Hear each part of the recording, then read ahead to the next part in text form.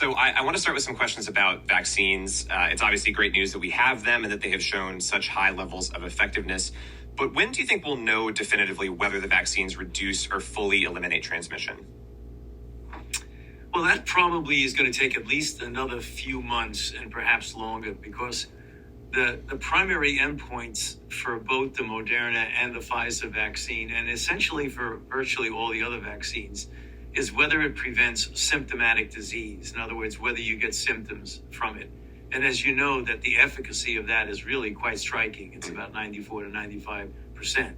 What you don't know, and you can't tell on first blush, is whether or not a person gets infected, but because they're vaccinated, they get no symptoms, but they still have some level of virus in their nasopharynx. So there are two ways to definitively figure out whether or not that person can transmit. The first one is the easier one, and it isn't as definitive.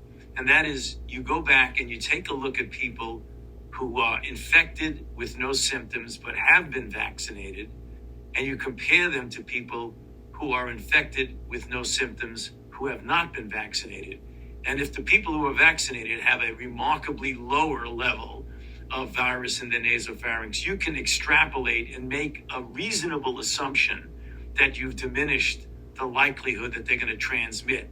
That's the indirect way. The direct way is to do that same thing, but to do it in cohort studies, such as in college dormitories, where there's a transmission from one to the other, you can sequence the virus and show that the transmissions that occurred came from the people who were not vaccinated versus from the people who were vaccinated.